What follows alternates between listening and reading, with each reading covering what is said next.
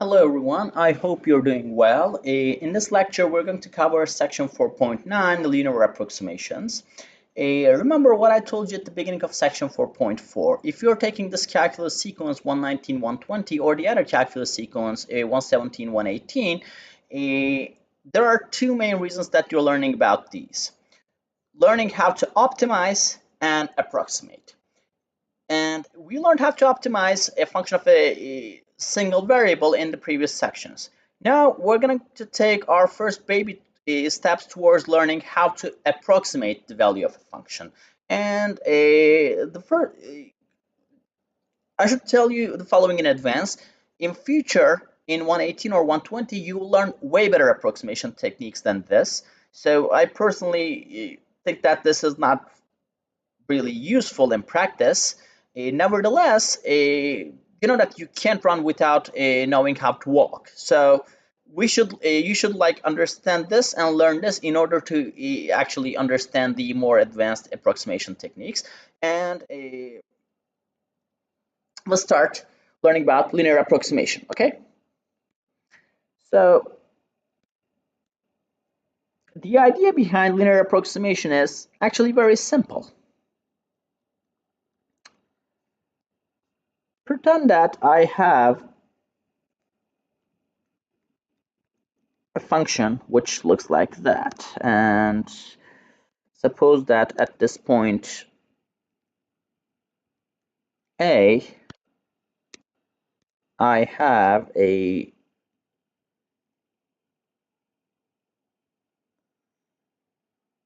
no, that's not a nice tangent line. Pretend that this is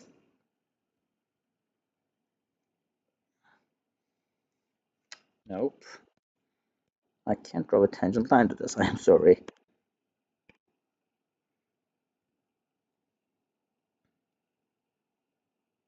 Yeah, this looks tangent. Pretend that this is my tangent line, okay, at this point. So the tangent line at x equals a. This means that like at this point a, my function is differentiable. So what does it mean for this function to be differentiable? Let's remember the definition of differentiability. This is my point A. I pick this point A plus H, and I draw the secant line. I compute the slope of the secant line, then I move this point towards A like this. And then I check whether the limit of the slopes of these secant lines exist or not. If it exists, that's my derivative. Okay, if that derivative exists, that roughly tells you the following. If this is the graph of your function, if you zoom in around this point, let's see, like, let me zoom in over here. What do I see? I see this picture. If I zoom in more, if I take this piece, you see the graph of my function is still curved, but it's not as curved as before. If the derivative at point A exists, what's going to happen is the following. If I had this power to zoom in indefinitely, what would happen is, as I zoom in, the graph of the function would start resembling a line. Okay? Even if it's curved, when I zoom in, it's going to be less curved and then less curved. And as I zoom in more and more, it would start looking like a line. It would start approximating a line. Which line? The tangent line. Now, this observation tells you the following. If you take a point which is, let's call it B, which is sufficiently close to A, then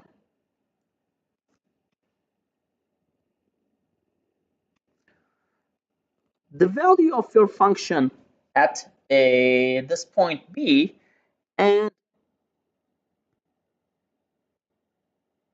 the value of the function whose graph is this tangent line at point B they would be very close. Okay, let f be a function which is differentiable at x equals a. If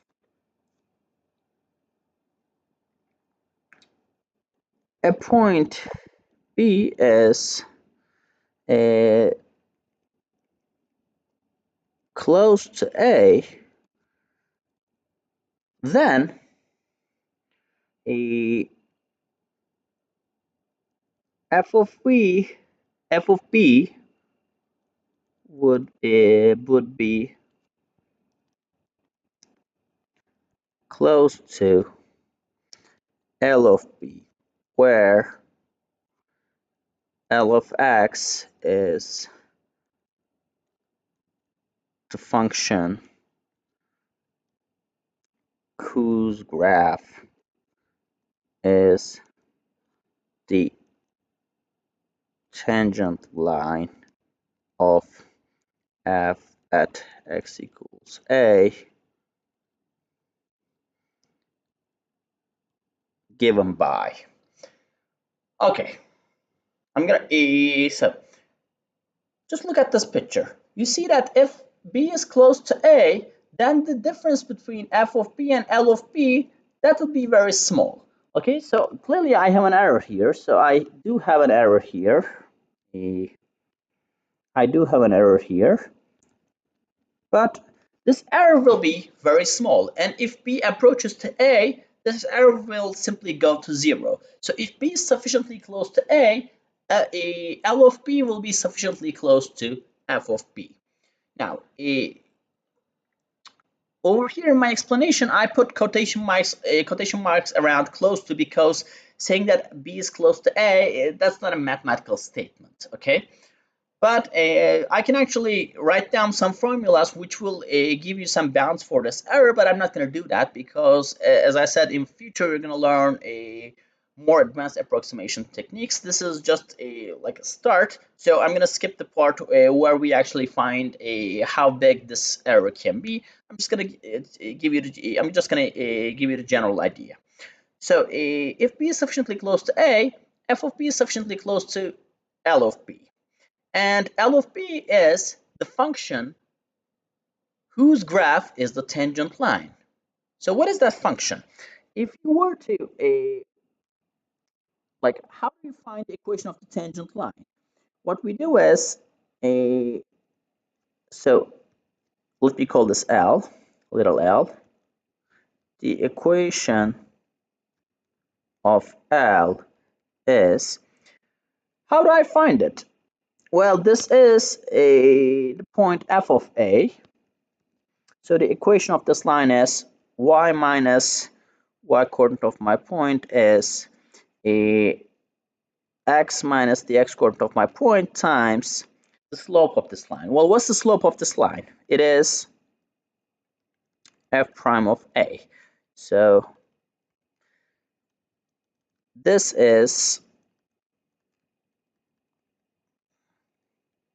the equation of my line. If this is, which function has this graph L? Well, this is the line y equals blah blah. So the function I'm looking for, the function L of x I'm looking for is this, f prime of A times x minus A plus f of A. And this function is called the linearization of f at x equals A. So this is called the linearization function, okay? So what's the property of this linearization function? If a point x is close to A, then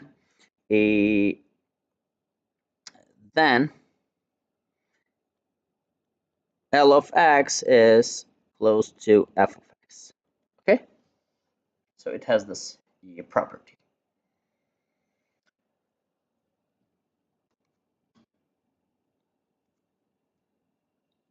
Okay.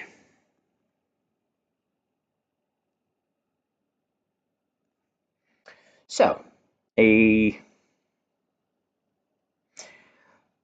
what we're doing here is we're basically approximating a curve via a line. What is a line? It's the graph of a first degree polynomial. So we're basically approximating a curve with a first degree polynomial. Remember, I told you that you're going to learn more advanced techniques. Well, guess what? We can actually do this with like if you have a nice function, then you can do this with a polynomial of any degree that you want. Okay, in future, you're going to learn about a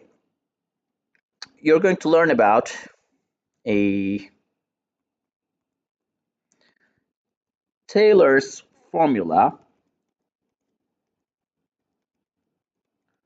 which would simply say that this infinite series, whatever that is equal to, not approximately equal to, but actually equal to f of x. Okay? If x is nice, I'm not going to explain what nice is. The actual phrase I should be using is analytic.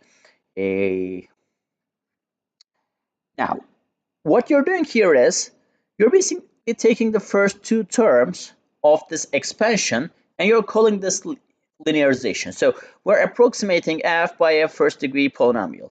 I can do this with a second degree polynomial, and I can do this with a third degree polynomial, and so on. Okay, so I can actually approximate nice functions with polynomials of any degree that I want. We're going to learn this in future in 120 or 118. So I'm gonna pretend I didn't mention this. So this is called the linearization. So let's see this in action. Now, before seeing this in action, let's take a look at this. So we're approximating a function via first degree polynomial, but what's the use of this? Like, why do I do this in the first place?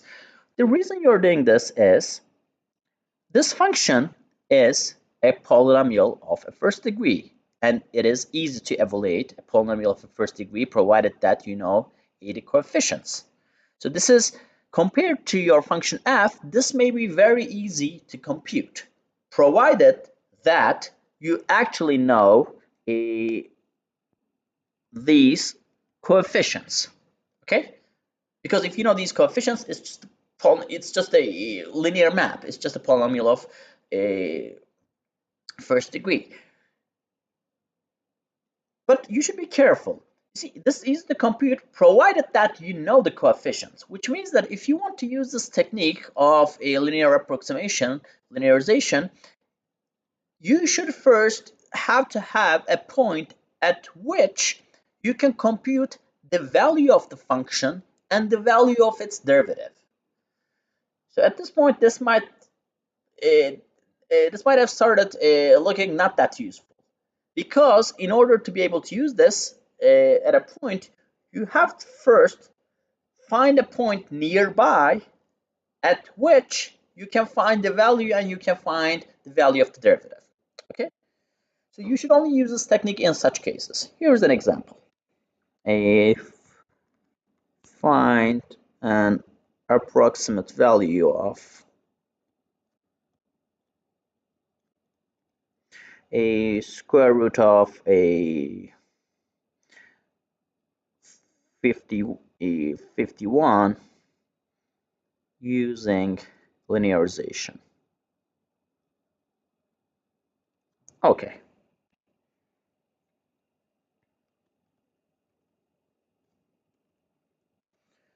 So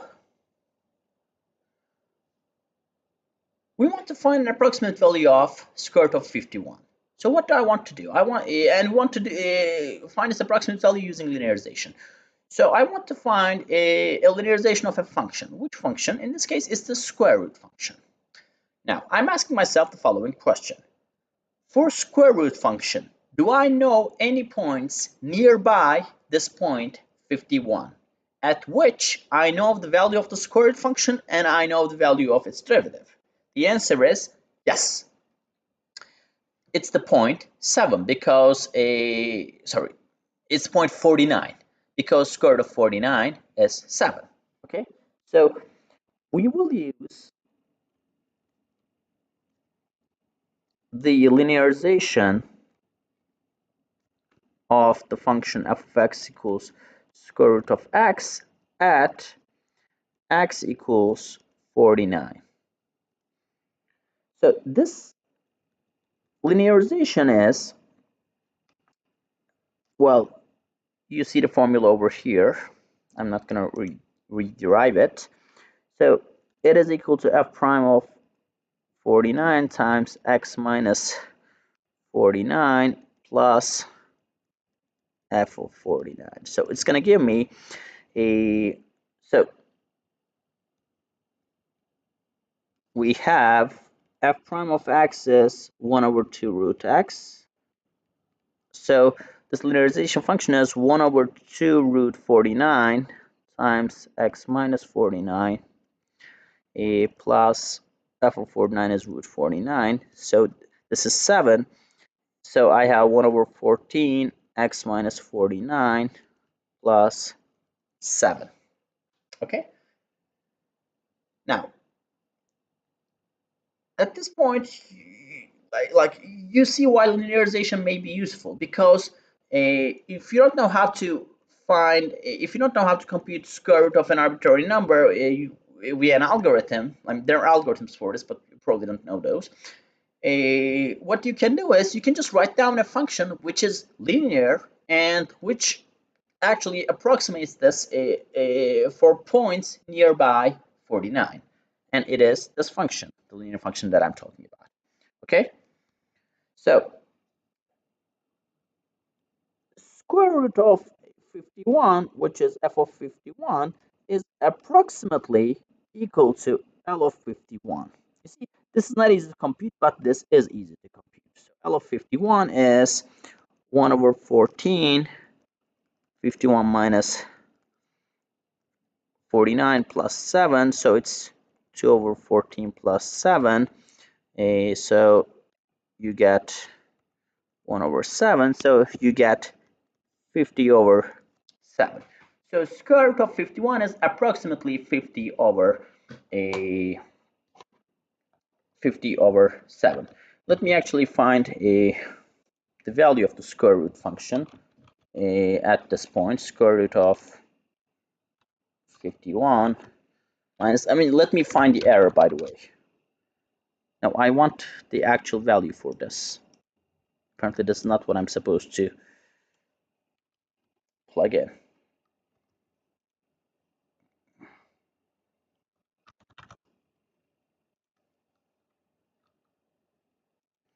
Okay, so square root of 51 minus 50 over 7.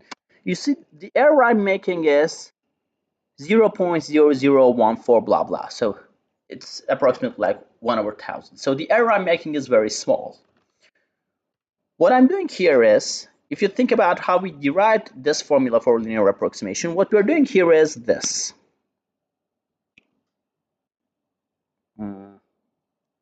Okay.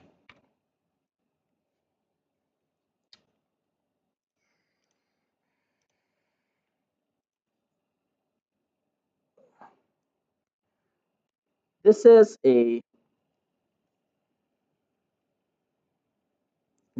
square root function, okay?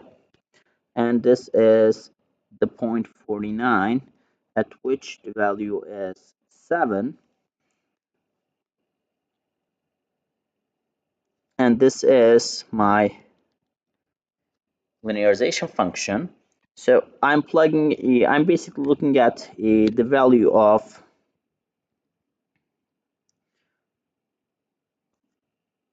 (51) over here, and it is 50 over 7, okay? And this is close to the value of the function at this point, okay? Now, this is only one example. I can solve more examples, but they're gonna basically look like this. I'm going to say that find an approximation for this using linearization. Then you're going to look for a point nearby at which you know the value and the value of the derivative of that function. And then you're going to write down the linearization formula. You're going to plug in the numbers, and voila, that will be it. Okay. So this is why I'm not going to solve more questions, because you will solve some questions involving this in your recitation, and because I believe that this is not a very good approximation method, and in future you'll learn way more complicated approximation methods. I'm going to stop here, and I'll see you in the next lecture. Okay.